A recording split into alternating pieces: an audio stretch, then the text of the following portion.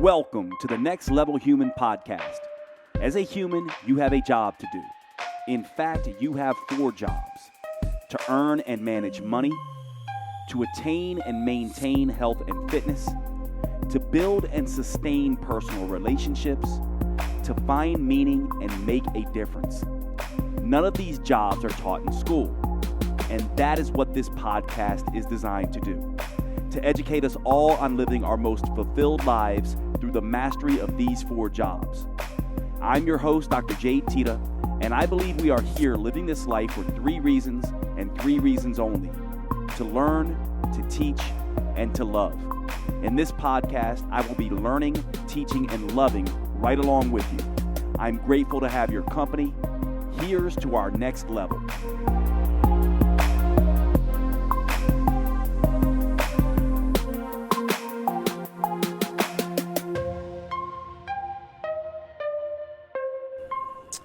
Welcome to the show, everybody. I'm actually excited about today's show. Today's show is going to be a little bit different. I mentioned at the last podcast that I was out in Costa Rica and that I was here for writing and have been writing like crazy. Actually, I'm halfway done now with the manuscript Next Level Human, which I'm very excited about.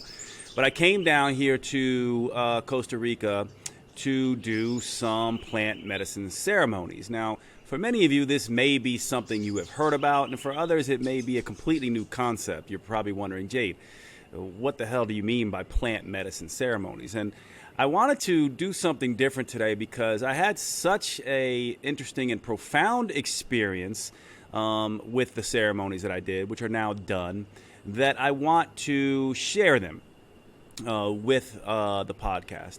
And I don't want to share them from the perspective of saying this is something that you need to do or even something that you should do. In fact, I don't think that anyone needs to or even should do this. But I do think it speaks to one of the key concepts in the Next Level Human constructs. The first part of the Next Level Human journey, as a matter of fact, which is the superpower of perception. And by the way, if you're watching this on video, I just want to show you this because it's really beautiful. You can see behind me, I'm basically in the middle of a jungle, and this is what's crazy about this place. If I just move my camera for you, you can see that there's this beautiful beach behind me. And this place where I'm staying has a little path right down to the beach. And this beach here that you're looking at there is really right along the jungle. So the jungle comes right up to that beach, and you basically step out of the jungle onto this beach. It's very different than, for example, beaches that you go to in the United States. You know, I lived on both coasts, the East Coast and the West Coast, so I'm very familiar with that. But I've never seen a beach quite like this, except on the peninsula of Washington State when I used to live in Seattle. And one of the reasons I'm even bringing that up is because plant medicines, traveling, different experiences that we humans expose ourselves to, like being in Costa Rica, a country I've never been to, and being in this beautiful jungle along with this very amazing, untouched beach, really helps us alter our perceptions. And this is something that, while you certainly don't need to travel to Costa Rica or travel at all, and you certainly don't need to or must do plant medicines or anything like that, I would say we humans absolutely have to, if we want change and to be on the next level human journey, we absolutely must expose ourselves to different things so that we can alter our perceptions. Perceptions are really driven by our old experiences and the old stories we're telling. And we've talked an awful lot in this podcast over the last couple years, and certainly over several episodes, about this idea of change, and that in order to change yourself or influence other people, it's really about killing the old stories that keep you stuck. And there's something about exposing yourself to things that change your perception that begin that process. And so this is what I want to discuss in the context of plant medicines. It's not the only way to alter our perceptions, but it does seem to be a shortcut for many people. But again, this is something that I would say, and you'll find out why, that is not something I would say you should do or need to do or perhaps even want to do. And even if you were my best friend, and some of my best friends have been asking me, should I do this? What I've been answering is I would say, I am not going to tell you that. And the reason I'm not going to tell you that, whether you should or shouldn't, is because it's a little bit terrifying and beautiful all at the same time. And you really have to be, I think, called to the perceptions that the perceptual challenges that you expose yourself to. And I felt that I was called to this for some time. It spoke to me in some way. And I'm incredibly grateful that I did it. I'm going to share the experience in detail with you here in a minute. But before I do that, I do want to give you a little bit of a background, because not everybody, it's been a while since I've talked about the 6 powers and the powers acronym, P.O.W.E.R.S, that constitute the next level human journey. Many of you have been frustrated at times, because I know so many of you are so interested in the humanistic psychology background that I have, and the philosophical background that I bring to some of my work in self-development, but have been frustrated that the books that I do have out, Human 365 and Next Level Tribe, don't explore it at the depth that you have been craving, I think. And so you haven't been able to get that. You will get that in depth with Next Level Human, the manuscript that will be coming out. At this point, I can say probably confidently sometime this year in 2022. But let me review really quickly this idea of the next level human journey and the 6 powers that power that journey. Each of us humans, as we go through life, are exposed to a unique experience, a unique way of living, unique people that help us and hurt us and raise us and teach us, and unique pains that we're exposed to, traumas and sadnesses and grief and loss and all of those kinds of things. We each have a unique personality that we bring. Some of it arguably as a result of genetics, some of it arguably as a result of family exposures and our culture, and some of it just our natural inclinations. We don't know where it comes from. And of course we have our likes, what I would call our passions, and our superpowers. And so I wrap these up into what I call the 5 Ps, right?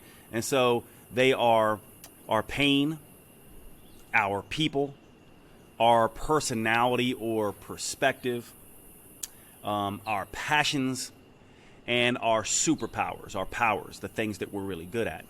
And these 5 things, in my mind, make up our unique spiritual fingerprint. There has never been another human on the planet like you, ever in history, nor will there ever be. Same goes for me, same goes for everyone we know. And this is a beautiful thought when you think about it. We are unique. There are infinite variations and distributions and ways of expressing these 5 Ps.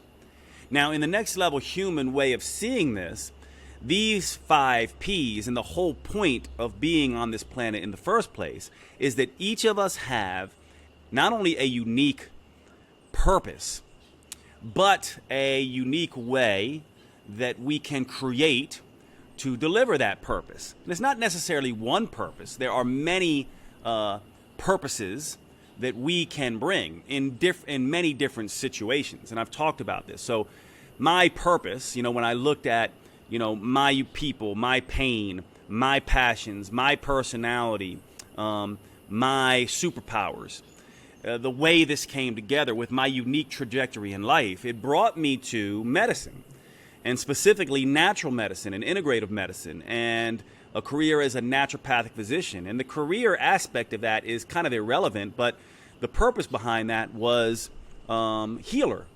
And certainly that healer purpose was something that I was not fully aware of at the time. but it also morphed and evolved more into healer slash teacher. The role that I play now as, yes, I'm trained as a naturopathic physician, but most of what I do now is teach. I podcast, I write books, I deliver programs for people.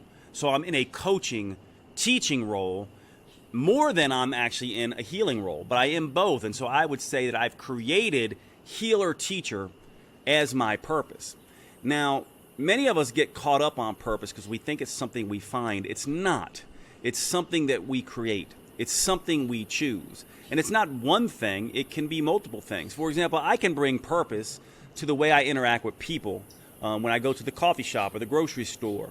I can bring purpose to the way that I just live my life in the morning, and the way I tend my plants, and the way that I take care of my apartment, right? I can bring purpose to many different things, but the big P, capital P purpose I'm talking about right now is what we do for the world, not what the world does for us. And I usually distinguish this, between purpose and meaning, because meaning is what the world gives to us. I can find meaning from my mother and father. I can find meaning from my siblings. If I had children, I can find meaning in them. But I can't rely on that. It's borrowed in a sense. I can't generate my parents to give me meaning. And this is where purpose is an evolved meaning. I can generate out of myself a purpose that I give freely to the world without need for acknowledgement or reciprocation through my chosen creative purpose path of healer teacher. And this is what the next level human journey is all about. And to get there, because many of you will be listening to me speaking right now and say, well, I kind of understand this and I kind of don't. And some of you will be like, I definitely get it because I've walked this path. But I would say most all of us, what we deeply want more than anything else is to make a difference in the world, to matter, and to go through the world with a sense of pride, especially on our deathbeds.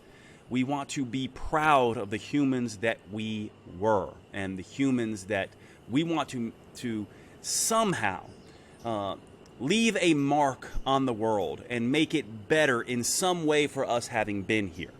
This to me is the whole purpose of Next Level Human. It is a drive that I believe all humans share, despite the fact that many of us become destructive in our pursuit of that because we get it wrong. For example, instead of pursuing purpose and truly understanding purpose, we pursue power and popularity instead.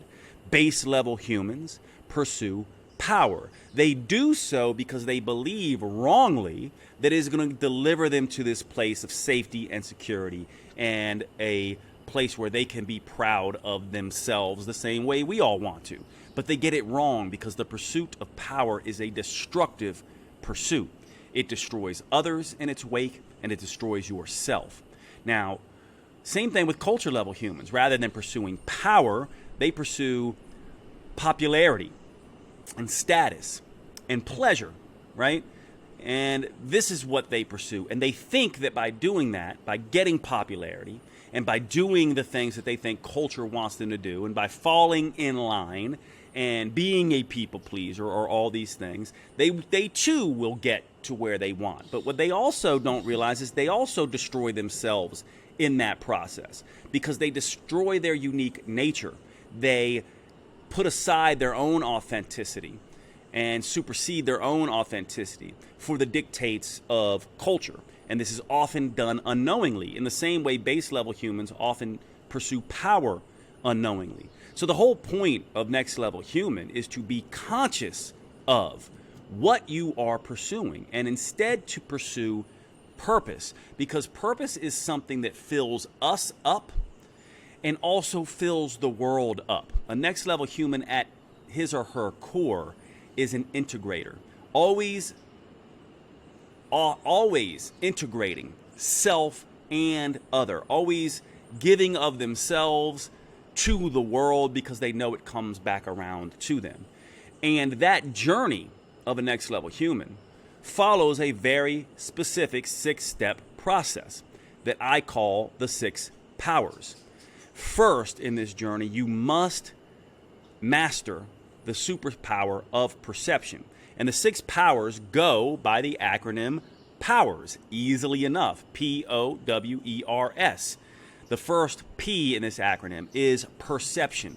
We must, to get where we want to go, to break free of our safety and security needs and stop pursuing power, and break free of our popularity and status needs, and stop pursuing popularity and pleasure, we must understand and know truth about the stories that we have been telling ourselves and the stories that we could be telling ourselves. We need to escape from the old destructive stories, the old victim mindsets, the old ways of seeing the world, and see the world in very new ways. Ways that our higher self, our best level, our next level selves need to see the world in order for us to realize our purpose. So perception is critical. Perception is all about changing the stories and the narratives and the feelings and the ways of thinking that you bring to the world.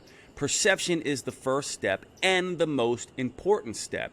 We must open up our minds and our thoughts and our behaviors and our ways of being and these old narratives and stories that keep us stuck in order to begin the process of becoming a next level human and living our full authentic nature, creating purpose in the world, and getting to the quintessential, most evolved states that a human can reach, which are joy, fulfillment, and pride in ourselves without the need for acknowledgement and reciprocation.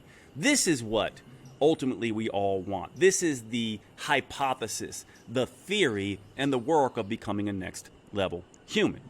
So, perception is the first part that kicks all this off. And this is where plant medicine comes in as a potential tool for some people who have been curious and want to know about plant medicines. Now, before I get into the plant medicine journey that I had, let me just finish the 6 powers really quickly for those who have never heard this before. So perception comes first. Now, the next letter in the acronym is O. This is about ownership. This is about radical responsibility, owning who you will become in the world. Because once your perception opens up and you see truly who you are and who you have been and what is required for you to perhaps get to where you need to go, all these things that you need to bust open, the next step is you automatically, once you begin this process, once you get perception right, you cease to become the victim. You start to see the world very differently. In fact, you start to see that anything that you are aware of that is in your sphere of awareness is yours to deal with. It's your responsibility if you want to change it. And this is where ownership comes in.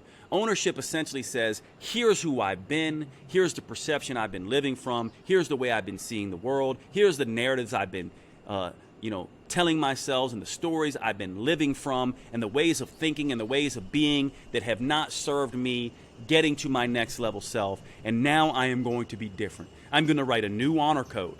I'm going to decide that I will be this thing. For me, many of you know my story. I had an affair. I had a tenuous relationship with honesty. I had a distrust for women. I had an anger streak in me when I was young. I had a lot of pain around this and was living from stories of anger and distrust, which made me angry and a liar. And I wasn't fully aware of this, but when I came to this awareness over time, my ownership practice, my honor code had kindness, honesty, generosity, integrity as a core component of it. It's really interesting what happens with ownership because our pain points us to our path to purpose. And so the very things that I was struggling with, the very stories that I was trapped in, had embedded within them a gem to free me to get to my purpose. So that now I am honesty. I am being at my core honesty. I feel I am the most honest person I know now. The people who know me say this to me. I feel it within my core. I am kind. I am generous. I am the things that I want to be. I am teacher. I want to help people get to the same place. It's the whole point of this podcast and my work and self-development in the first place. And so ownership comes next. The honor code comes next. But once you get to this ownership place, you realize that a gap in knowledge opens up. I didn't necessarily know how to be honest or know how to be kind, or in order to be a healer and a teacher, I had to learn to communicate better and learn certain things about the human body. So the next thing, the P is perception, the O is ownership, but the next thing that immediately comes out of ownership is this idea of pursuit of wisdom. Wisdom is the third one. Wisdom, the idea that I have to accumulate knowledge. There's a gap in what I understand and who I want to be and who I could be at my best next level self. And so I went to medical school. I did countless self-development seminars. I got certifications in countless life coaching. I've read countless books on psychology and philosophy and all these things. Why? Because the ownership, the perception perspective opened up the ownership aspect, which dictated I had to learn and experience things so that I could embody what I wanted to become. And out of that, once you begin to pursue wisdom, the E and the R stands for engagement and resolve. It's not enough just to have knowledge. Wisdom is also about experiences. And so you have to have engagement in the world. You have to go out and live and say yes to things and put yourself in uncomfortable situations and put yourself in out of your comfort zone. This is engagement. It's this idea of easy is earned. Just because you decide you're going to be a particular way and you have ownership, and just because you go and you get some knowledge, does not mean you can actually be that thing. You have to be it until you see it. And the only way to be something until you see it is to go and put yourself in those real life experiences and stories. And of course, it's not easy, because in that journey of engagement, you will confront fears and failures again and again and again. And you must get up from falling down again and again and again. Before I became honest, I first had to realize I was dishonest. And in that gap between dishonest and honesty, that gap between people pleasing and being authentic to myself as well as kind to others, in that gap, I had to experience failing and not being completely honest. I had to walk that gray zone, and I failed a lot. And so not only did I have to engage, but I needed resolve. I needed to realize that I was a human learning, and I had to get up and do it again and again and again and again. And so after wisdom becomes the E and the R, the engagement and the resolve. And finally, as we begin to really, truly realize our purpose, we get to arguably the second most important aspect of the 6 powers framework, which is sharing. Sharing. Then I have to share my creations and my love with the world. I have to give freely without need for acknowledgement and reciprocation. I don't do this podcast to get paid for it. I don't do this podcast so you will think I'm smart. I don't do this podcast for any other reason that I feel compelled to share my lessons to whoever needs them and whoever feels also in alignment with me. And I release attachment to what you think about it. I am for some people and I am not for others. But for those I am for, I want to serve. And that's why I do what I do. And that's the sharing aspect. Now, let's talk about the plant medicine. The plant medicine that I did was ayahuasca. This is a plant medicine I've been hearing about. And at first, I didn't like that it was even called plant medicine. I personally, if you know where I come from, I don't like drugs. I've never been someone that has really been in. I got high for the first time on marijuana when I had almost graduated college. It was not something I wanted to do or was interested in doing. I was not even really drunk until I was close to have graduating college. I did not like drugs. I've never done things like cocaine or any of these, what I would have considered harder drugs. I was never interested in things like ecstasy and, that kind of thing. It just wasn't something that I ever liked. Drugs were something that when I looked at people doing them, I saw them as an impediment to me living a healthy, fit life. However, what I've realized from talking to people and engaging, and realizing what I want and breaking open my perceptions again and again and again to more fully realize my power, is that writing, traveling, exposing myself to different people, all of these ways, reading new books, all of these are ways of changing my perception. But I wanted to go deeper. I started to hear from people that there could be a shortcut, or maybe a shortcut's a bad way to express it, but maybe there was something in these experiences that I needed. Maybe perhaps just to get over my fear of them. And rest assured, I am afraid of them. I have historically been afraid of drugs and was afraid of any kind of mind-altering drugs. Over time, I come from a big Italian family. I learned to enjoy wine and learned to not be afraid of being drunk because that was a controllable, predictable thing for me. I knew if I had 3 drinks, I would alter my perception in a particular way, and I didn't want to go any further. Marijuana was something I did not like because for me it was always different, and I did not like being out of control. And one of the things I entered into this with is a tenuous relationship with control. I do not like being out of control. And I began to become aware of this story of control and the illusion of control. They call it sukha, right? This idea of ease. I wanted ease. And being out of control took away my sukha, took away my ease. I did not like it. I never wanted to be out of control. This is why I did not like being on an airplane. And what I realized is that this need for control started to make me more afraid and more fearful as I got older. You know, now I'm in my late 40s, early 50s, right? So I'm 48. You know, my friends laugh at me because I'm always like, well, I'm 50. But they're like, you're not. You're 48. And to me, I'm like, doesn't matter. 48 to 52, it's all 50. But I realized I was getting more and more afraid. And I didn't like that because I certainly have seen older individuals, elderly folks who are so afraid they won't even go outside. Things like not going in the ocean, you know, things like not wanting to get on an airplane, things that began to make me not enjoy life in the same way. Things like not wanting to go on a hike because it's too hot. And I had a near-death experience in the Grand Canyon where I almost had hyperthermia and basically had to be helped off that mountain, and that fear has stuck with me. And so I started to realize control was a problem, and I started to realize that my fear was becoming a little bit of a problem, and that I didn't want to be one of these people that lives in fear because it was keeping me from doing things, keeping me from having the experiences of life. And so this year in 2021 and 2022, I decided I was going to confront my fear around drugs and specifically go for the drugs that could help me alter my perception. So I have been high on marijuana more times in the last 2 years than in the rest of my life.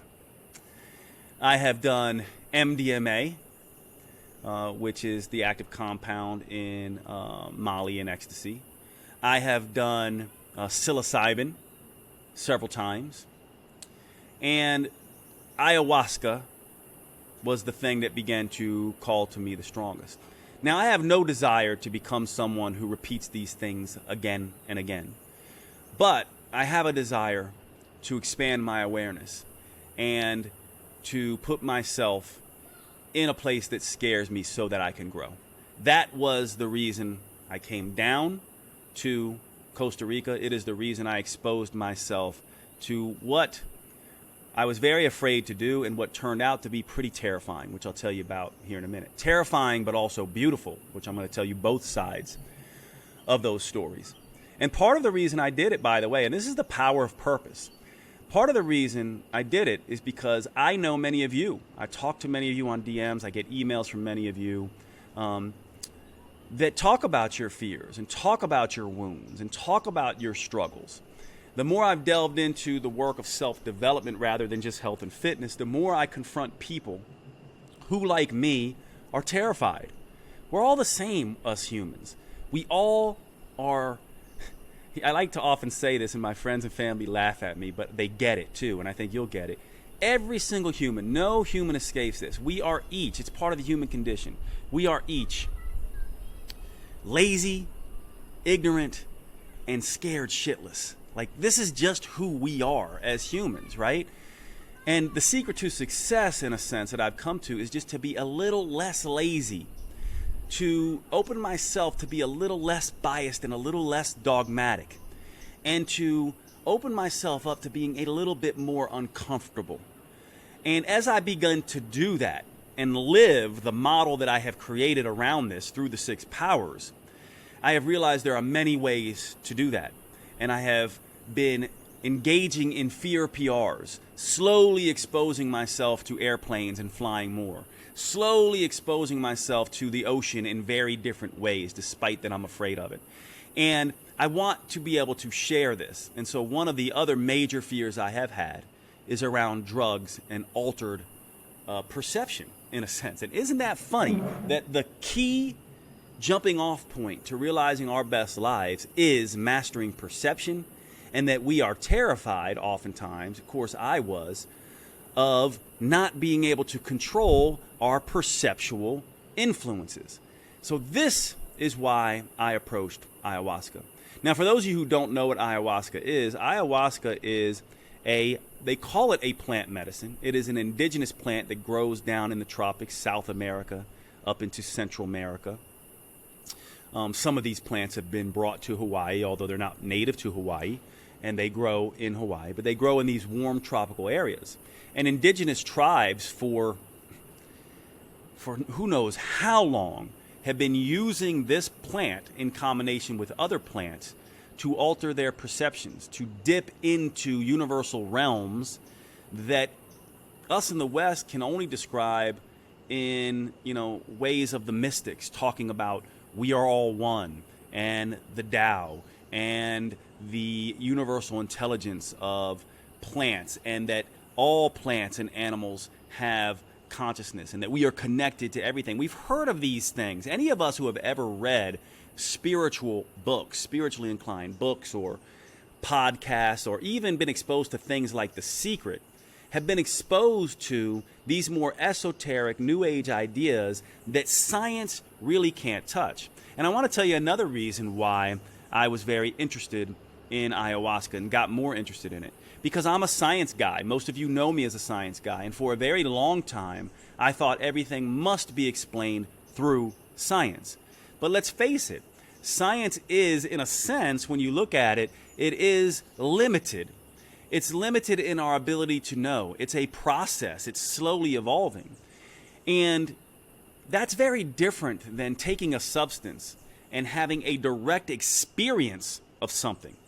And this is why religion and philosophical circles have always been somewhat at odds with science, because science essentially, rightly so, says we can't rely on individual experiences to tell us what is true, because individual experiences are based on the whims of the individual.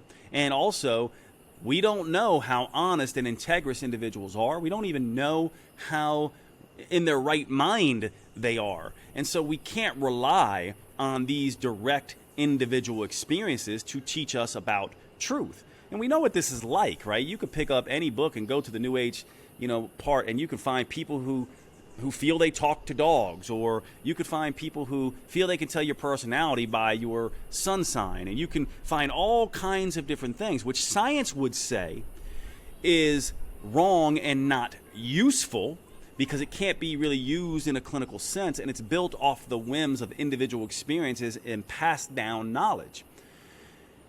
However, I have decided for myself that I want these direct experiences. I don't need to believe that they're necessarily true to want to experience them and see what truth I can bring out for myself. And that was the spirit in which I approached ayahuasca. Mystics throughout the ages, indigenous people throughout the ages, shamans throughout the ages have been telling us that there is a realm that we can dip our toe in and have direct experience with. And for me, this was not necessarily about trying to find a new truth. It was basically about trying to find new perceptual perspectives, new places to view the world from. and to be open to that and to be less fearful from it and not to see it as an affront to my control and the way I see the world, but rather to see it as a way to expand myself, to be able to be a scientist and a shaman, to be able to live in both of those worlds. That to me was what I was after. And I do think there is a degree of shamanism and scientist within truth, that both have a place, that personal experiences have a place in our individual truth, as does science have a place in our individual truths. Notice right now I'm talking about truth with a lowercase t, our truths, rather than truth with a capital T, the truth. This is a philosophical debate that we could get into. Can we even know capital T truth? Well, science tries to get us there. And it was my hope that maybe I could get to capital T truth, or a piece or a glimpse capital T truth, through the experience with ayahuasca.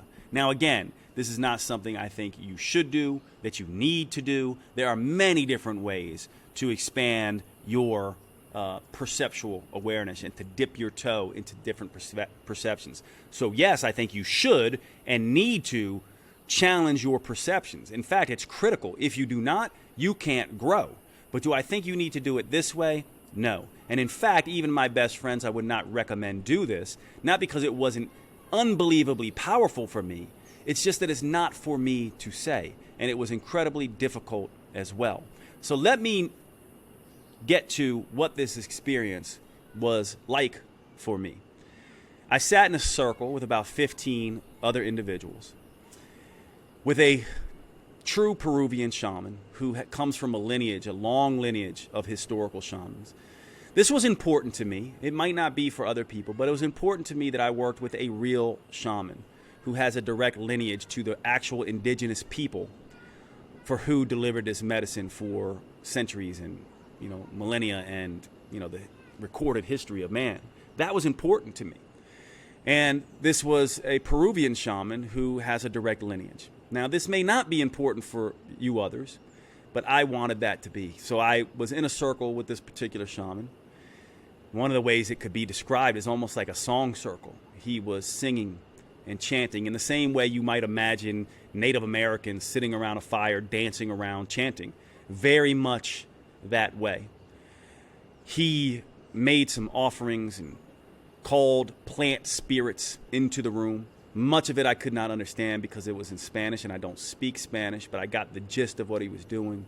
He called each of us up one by one and gave us a cup of this viscousy syrup. I've read about ayahuasca, and a lot of people talk about how disgusting it is. It actually wasn't disgusting to me. The taste of it, it looked like mud water, by the way. It was it looked like, the consistency of mud, halfway between mud and mucus. But it tasted very much like a licorice combined with acrid vinegar combined with cocoa and coffee. I could see why some might find it gross. I did not. But I can tell you I was terrified while I was taking it. And while I tried to be reverent, I was scared. I was scared about what would happen. And that first journey, they call it, I had good reason to be scared. And I think the fact that I was scared is actually what I created within the journey. And it was the first of 3 successive journeys that I would take. Day 1, day 2, and day 3. For much of that initial taking, you go sit back down. I sat in my part of this round circle, sitting on a mat, feeling not relaxed, very tense, wondering what was going to happen. After about an hour or so, feeling a little lightheaded or spacey, but not really high or anything. And people around me started to vomit and purge. Interestingly enough, in different ways. There was coughing, there were sighs, there were strange sounds, and there was vomiting. Some people even got up to void through going to the bathroom or having a bowel movement. For me, none of that was going on. I was nauseous. I started getting nauseous, but I didn't I didn't want to lose control. I was thinking about, like, I don't want to throw up, like, what's happening. You know, I was trying to stay present, and it really hadn't kicked in yet. And now at this point, about 2 hours had passed of what would end up being a 7-hour journey, and the shaman asked if anyone wanted more, offered a second dose. Now, not knowing what I was getting into and never having done this before, I was reluctant, but I also really didn't feel much yet, and felt like this is what you came for, and don't be a coward, and you better go up and take a second dose. I came from a very culture level place, actually, because the base level side of me wanted to protect and not do anything. The culture level side said, well, the guy next to me went up there, and he's a guy like me. He wasn't afraid, so I need to go up there. So I went up and got the second dose. And this is where things started to take a very bad turn for me, although it ended up being a good turn for me. And so you'll hear this a lot. This first journey was, it was terrifying. I'll just use that term. It was terrifying, and I didn't realize till later. I didn't realize till the third journey that it was terrifying because I would not let go of control, and that what this medicine was showing me is that my relationship with control was creating a lot of dysfunction in my life, and a lot of discomfort in my life, and a lot of health issues in my life, and helped making me miss a lot of stuff. And that in a sense, I was creating the agony and turmoil and terrifying nature of the experience I was now having. And the experience was, I wanted to throw up and I couldn't. I wanted my mind back and I couldn't get it back. I felt like there were spiders crawling under my skin. I felt like a spider was dropping down from the roof and looking at me. I felt like people were laughing at me. I heard cackling. And really, in hindsight now, what I was doing is it was the perceptual aspects of things. There were some people laughing in the room. Some people were purging through vomiting. Some people were purging through coughing. Some people were purging through laughter. It was all different. And some of these things I heard as cackling that were directed at me. And I just wanted this to end. And it kept getting more and more intense. And I kept getting more and more afraid. Now, one thing to know about me and control is to know me, you wouldn't necessarily think that I need control all the time. But I do inside. I like things just the way they are. And I'm not someone who's usually going to ask for help in any way. I'm the helper in my mind. I don't ask for help. And in the most perfect of ways, I began to get so scared. I believed I was dying. I would have times where I would literally feel like I was out of my body. I had no control over my body. My body was twitching and cramping. I was having feelings of being back in the Grand Canyon and going through that near-death experience and not being able to control the cramping in my muscles and not being able to control my heart rate and not being able to get myself cool again. And one of the helpers who was sitting next to me, who didn't know, because even through all this, I think I was just keeping myself under control, didn't know what kind of agony I was in. I asked him for help. And ironically, what happened with me is I must have in some way kept myself from the experience by trying to arrest so much control over what was going on, because most people were finishing when I was just starting. So this also tapped into this idea that now I'm inconveniencing people, that, now I'm the one that everybody's watching. I'm in trouble. I need help. And I asked this guy next to me for help, one of the helpers, who turned out to be exactly what I needed, because for me, I am always the man in my circle. At least this is the way I see myself. I'm always the helper. I'm always the one that steps up with money, with strength, with courage, with emotional support. And usually I would step to women to help me or for an outlet, not necessarily men. And yet I would be distrusting that women could hold it down emotionally for me. And I was forced to ask a man to help me. And he did. And he began to walk me through this as I, at times, wished I was dying and felt literally like I was. And in a sense, now in hindsight, I definitely think part of me did die psychologically.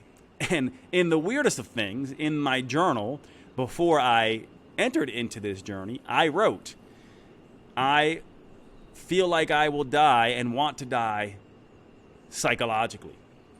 This is what I was doing, except it felt like I was dying physically within this journey. He began to coach me. I was so thirsty. I was shivering, then I was sweating. It felt like I was on the verge of death. And he kept force feeding me water. Drink more water, drink more water. You're just fine. Try to relax. Let the process be. Stop trying to control it. Stop trying to control it. And finally, I began to purge. And my purge was literally just like clear flowing water that comes out of your tap. Gallons and gallons of water, it felt like I would purge. And when I would purge, I would come out and be in complete clarity and serene bliss and have these amazing insights about the nature of us humans and things like that. And then it would all seize me again, and I would freak out and start trying to control it. And then I would purge again, and this would go on and on for the next 2 hours until I finally came out of it. And I was terrified of this lack of control. And at the end, I had this equally almost beautiful experience of having many insights about my need for control and the fact of why this went so, quote, bad for me, and my need to look good and my need to not want to ask for help. I got all of these insights. And I went to bed that night still kind of in it, not really being able to sleep, still kind of scared, and woke up the next morning very scared, very, very afraid, not wanting to do the session again. And so the next night when I went into the circle, if the first night was too much, not knowing, the next night when I went up to get the medicine, I just took a tiny bit, touched it to my lips, and just licked it off my lips. I was too scared to participate. Terrified to participate in the second time. Ironically and predictably, I didn't purge. I didn't get out of control. I did get still a little bit of insights. And I think that second night helped me understand a little bit about the first night, a little bit more. I dipped back into the end of the first night where I was getting insights into the nature of me and my need to control and my need to always be the one who's the helper and to be averse to being helped, and my relationships with my brothers and how that may have made me not want to reach out to men, and my relationship with my mom and how that made me perhaps be less trusting of women. Some things that I had already uncovered through my writings and my self-development work previously, but it seemed to be centered on this idea of control, which I hadn't really confronted to this degree previously. And that brought me to the third one. Something happened in the second one, in me not doing it, that made me a little less fearful as I came around to the third one. The fear was still there. I did not want a repeat of the first night, which was horrifying to me. And it's still somewhat horrifying to me, as you can imagine, which is why I would never tell anyone to do this, because I would never want someone to expose themselves to what I had to go through that first night. However, in the most perfect of ways, the first night was required for me to get the insights that I had, to build up the courage that I needed to do it again the third night. And I'm proud to say I did. Despite my fear, I used engagement and resolve, especially resolve, the superpower of resolve. All those times in the gym, all those times exposing myself to the airplanes, all those times, picking up spiders and things like that, exposing myself to things that I was afraid of, allowed me to take the third drink. And this time, when I went up, the shaman asked me, "How much do you want?" Because he must have sensed that I took too much the first time, and I took too much or too little the second time. And this time I just looked at him and said, "Whatever you think." And this was some coaching I got from some very beautiful humans who were more veterans of these ceremonies. And one of them, a beautiful woman by the name of Jax, just a beautiful spirit, and her amazing, beautiful partner, James, gave me, who are both sort of veterans to this process, gave me the advice that, Jade, trust the process, let it go, and trust the shaman. And so reluctantly I did. And the experience this time was not delayed. It was almost immediate. It seemed like I was within 20 minutes, I was beginning to fade. And the fear started coming back up, because when I say fade, I mean like fade. Like I was not in my head. I was beginning to see all kinds of weird circus visions, circus clown faces, and things dancing around in my mind, and weird, perceptual things happening even when I'd opened my eyes, which I really couldn't open, and I started to freak out again. And going in, and this will tell you a little bit about control, I was still doing it. Going into the third ceremony, I created this whole thing. I said, look, if this happens and I feel this way, remember to be in gratitude and just be thankful. And if this happens, focus on the love I have for my parents and the gratitude I have for the world. And if that doesn't happen, just focus on my breathing. And all of that fell apart immediately. It was almost as if the medicine said, you cannot control this. This is not something you can do logically. You must experience and feel this. And I started to let go. And I don't know if I let go or the medicine just forced me to let go. But when I did, I had an experience. And the best way to explain it, and of course I can't explain it to all of you because it's something that has to be experienced. So me expressing this to you logically doesn't do it justice, and you won't quite understand it. But one of the things that then began to happen is, and I'll give you a sense of what this is like. Imagine closing your eyes and going into a dream state, except the dream state is not happening in your head. It feels like it's happening everywhere outside you. It feels like you are outside of yourself, and that yourself is not yourself. That's what it felt like. And so I would close my eyes and it would feel like I left my body. Now, it's not leaving the body in the sense of like I saw my body. I just was not aware I even had a body or a brain or a mind. I was just everywhere. And the feeling just took over me. And the feeling started as an insight. And it started as an insight. And it really continued as a story that I was, quote, told the entire night, which was perfect for me.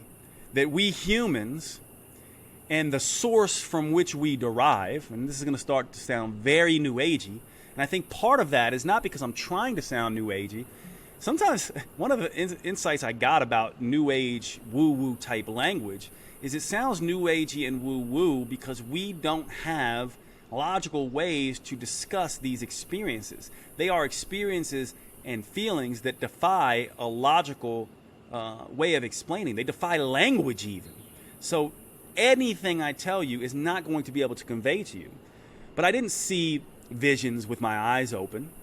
I saw visions with my eyes closed. And more, I would say, I felt visions. So in that sense, it was very much like a dream, but more like a felt state that was not occurring anywhere in a body because I was not aware I had a body. So in that sense, I died again for the second time. Very different death than the first time, the first experience. And the story that I was told was that the source from which we are derived seeks nothing but experiences. That it seeks nothing but experiences. And that in order to have an experience, it must have the software of feeling. Feeling is the thing that our source, whatever that is, call it spirit, soul, source, I don't know. I certainly don't know what it is. Call it our energetics, call it whatever. But this source, which is what I'm going to call it, because it's what I call it in the Next Level Human book, craves experiences.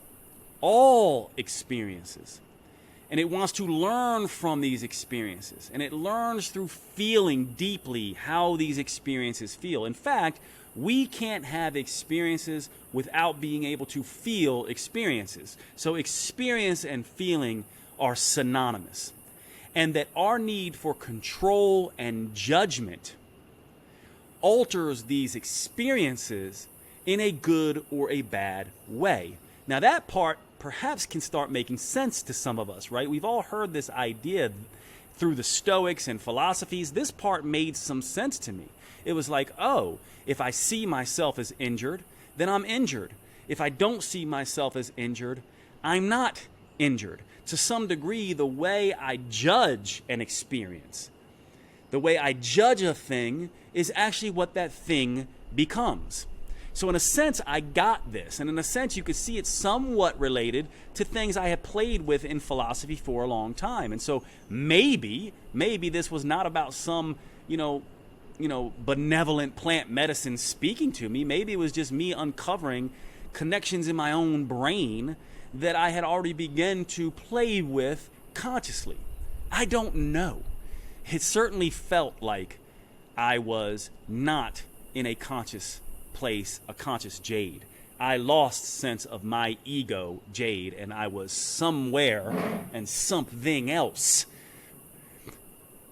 And so this feeling, though, was really interesting, because then I would see myself and ask myself and be shown how far this goes, so that my need to control life and death, and the idea that death is bad, which is an idea I've played with a lot, immediately became apparent to me. I actually experienced, through this dream state, dying in multiple ways that I have been afraid of. I experienced being eaten by a shark. And as crazy as it sounds, the source from which I am derived found that interesting. It didn't find it terrifying. It found the feelings around it and the way in which, and the manner in which I was being killed interesting. I saw myself in deep heartbreak, which many of you know my story and know I have experienced that. Not only have I experienced it, but I have perpetuated that deep pain on others. And I saw very clearly that to the source, the experience of heartbreak is every bit as beautiful, interesting, and useful as the experience of heartful love. And I was shot in the head and felt in slow motion this bullet sort of ripping through my brain. And I'm sorry for the graphics of it, but it was simply just interesting. There was no judgment around it. This is bad. I'm getting shot. This is terrifying. Oh my God, what's going on? And through this process and this experience that I was being, quote, shown, and by shown, there was no one necessarily holding my hand or a spirit with me or anything like that. It was just, I was out. I wasn't even me. I was just experiencing this, and I call it being shown because it's not a thought I had ever had before or a thought I think I could ever have.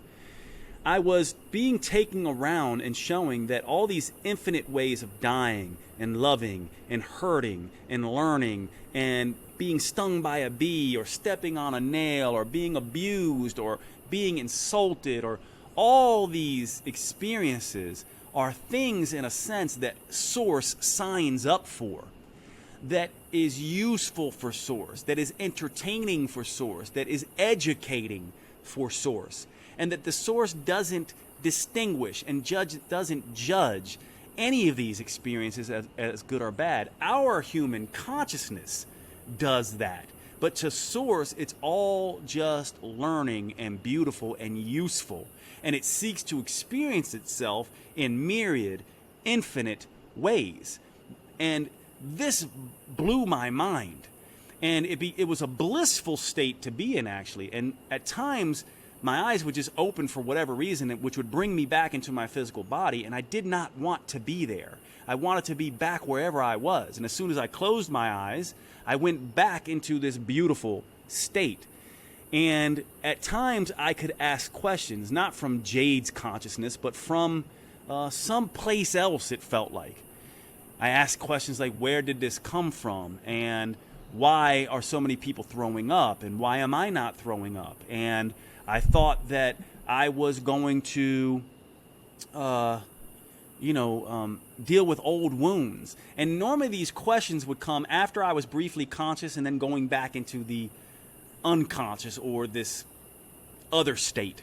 And I would get answers such as, you've dealt with a lot of your pain through your writing. And I got an answer that, and this is perhaps the most interesting thing for me, maybe for you listening to it, maybe not.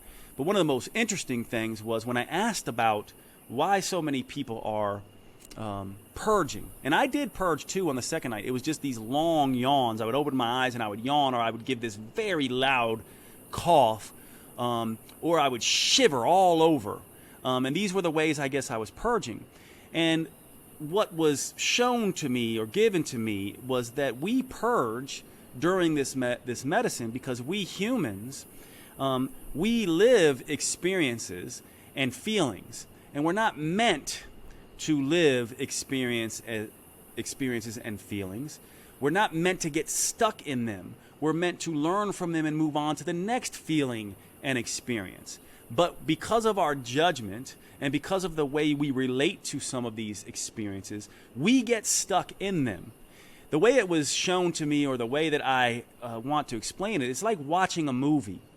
And so imagine we're watching a movie, and this is an analogy I've used before, and it's really interesting that even analogies that I've used that I did not know that I could apply to this new insight were useful. And so it's like almost like everything had a meaning and a place. All my experiences beforehand got me ready to experience this and explain this. And so the way I will explain this is that when we're watching a movie, the best movies bring us through the full range of human emotions. The best movies make us cry, make us angry, make us proud, give us a sense of accomplishment, make us happy, make us laugh, make us sad, make us cry. It brings us through this full range. The worst movie ever would just be a movie about someone who starts the movie blissful and content and goes the whole movie blissful and content. We would all go, that's the worst movie ever. And to our source, that's kind of how it looks at it. This at least is the perception that I had, is that it wants the full experience. It wants sadness and anger and happiness and all of these things, because that is what educates it, and that is what entertains it, and that is what is useful for it to help it evolve, whatever it, quote, is.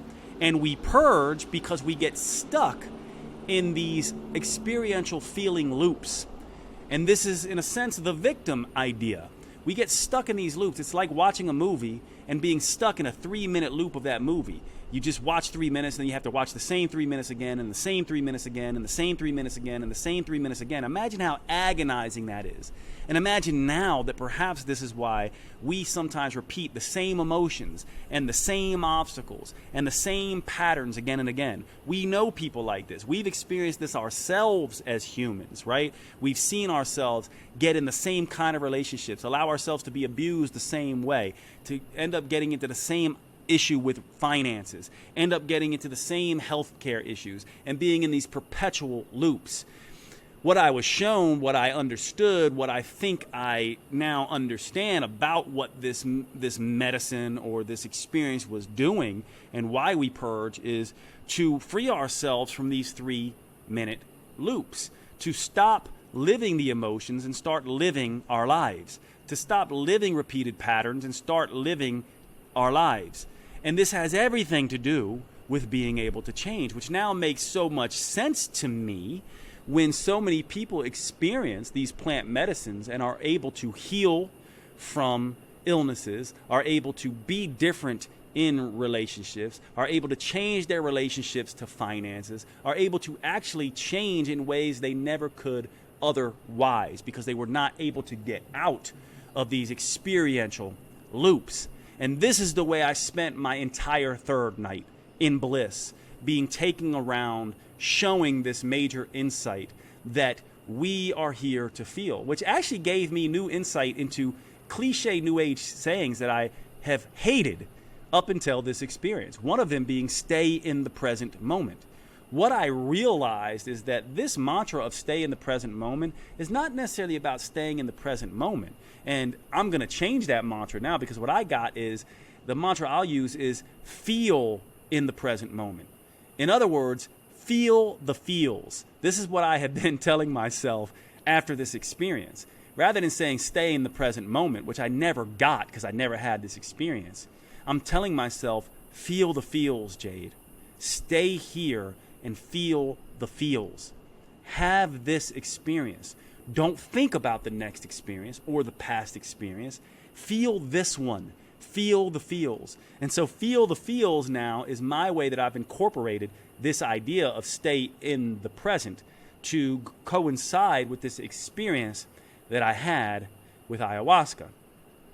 Now I want to wrap up and just say a couple things. The first night was every bit as terrifying as the third night was blissful. And I also want to say that a lot of the themes that I have worked on in my life came up, although I was not aware of them into hindsight. Think about even the way I approached the medicine. The first night was too little. The first night was too much. The second night was too little. And the third night was just right. I talk about the Goldilocks effect all the time in health and metabolism. And it does not get lost on me that that's exactly the experience that I had. Another experience was, trust and control. Trust the process. I say that a lot, but I was forced to actually live it. It's one thing to say a thing. It's another thing to live a thing. And I'm grateful that I did. Now, the final thing I'll say here is I don't think anybody should do this.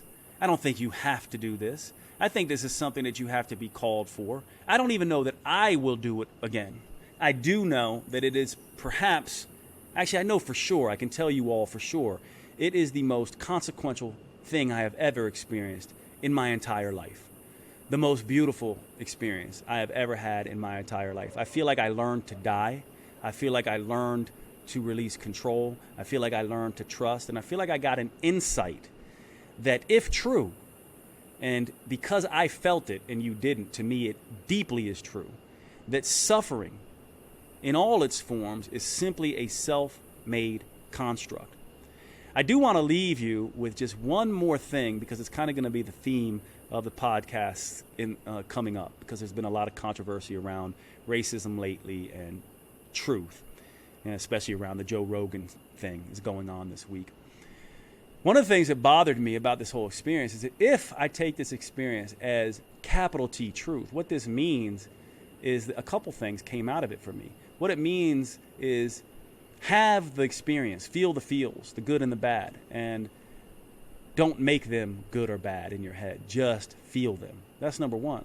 Number two, never, ever deny someone the experiences and feels that they're here to have.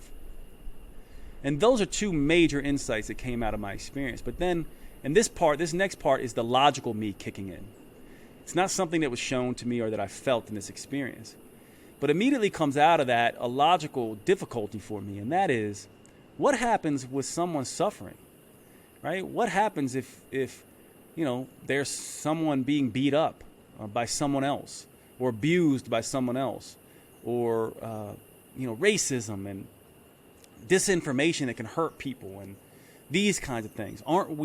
Shouldn't we intervene in those experiences and those feels? And if I just take what I felt, the answer seems to be no, because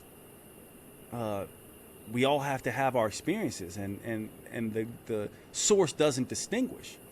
But the human side of me can't just let that sit. And so I'm adding one more rule in that I guess is a little T truth. It's not something I know, but the little T truth for me is not only do I need to not allow myself to interfere with my own feels and experiences through control, and not only do I not ever interfere with someone else's life experiences, trying to protect them from these things and intervening in that way, I also will not allow people to intervene with other people's experiences. And to me, this logically squares the problem. It logically says, well, if we're all having our experiences and they happen to be self-generated, then I'm not going to interfere with that, other than to be a model, an influence, a positive inspirational force that helps you see what's possible. But I certainly will intervene if someone else is trying to intervene or influence your experiences. In other words, I will not let someone else abuse you. I will certainly, if the abuse is coming from yourself, I will let you have that experience while modeling something that you could do differently. But I will not allow anyone else, just as I will not allow myself, to interfere with your experience, especially if that experience happens to be abusive in any way. So that's my experience with ayahuasca and the plant medicines. I hope that you enjoyed this podcast, and I will be back with you next week.